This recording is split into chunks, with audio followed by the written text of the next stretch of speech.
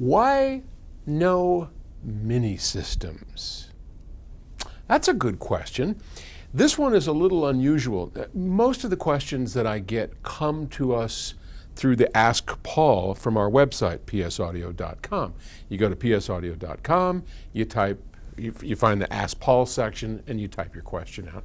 I take a look at them. I got a lot, as I've said before, maybe about 5,000. But every once in a while, somebody just sends me a letter. And then I thought, well, hey, I'm going to just answer that. This letter comes from Alex and Heather in Long Beach. And they write, "Hi, Paul. Hope you're having a happy new year." I am. My wife and I love watching all the Ask Paul episodes. They're both informative and entertaining, and attached are a few screen captures of me. They sent actual photos of screen captures of me on Ask Paul. You guys are over the top sweet. Thank you. Anyway, are there any plans to develop a small streamer or CD transport that would match the PS Audio Sprout in styling, price, and have a similar footprint? And why are mini systems not more common or widely accepted?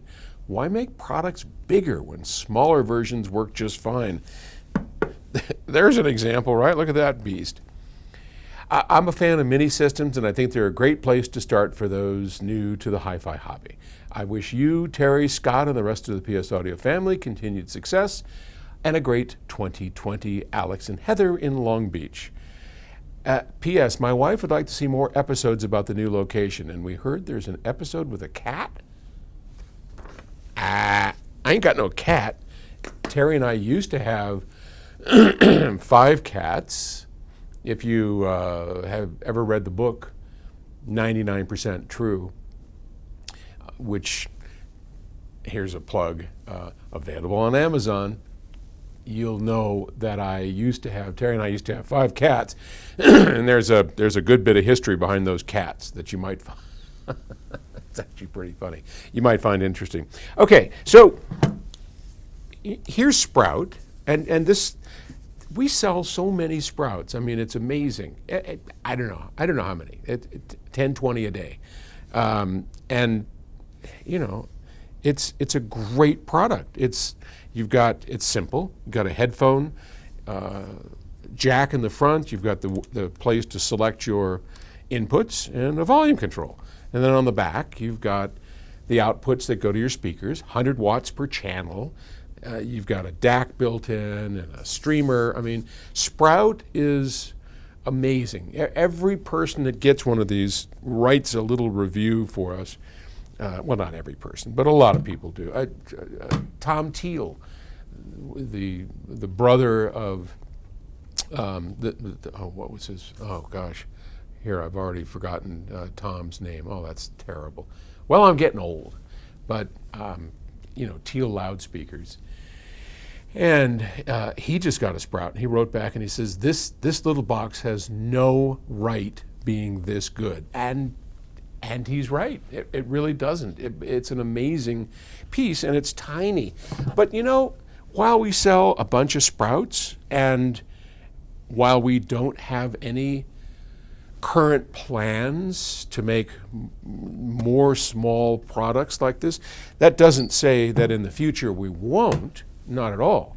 I would never say that. But currently we don't have any plans for that. And I'll tell you why. So part of the reason is within our business, these bigger boxes, which are capable of doing so much more, I mean, getting everything into Sprout is a technical challenge, and making it this good, that's really hard. And the majority of people who buy high-end audio equipment from us, they want bigger. They want to be able to have more power. They want to be able to have what we call a full-size chassis, which is 17 inches. Used to be 19. I don't know how many of you old duffs out there remember the 19-inch. So that 19 inches was the rack standard. So there were 19-inch racks, and you would place it into a rack, screw down the screws on the sides with what we called ears, and the piece of equipment was 17 inches. So this is 17 inches.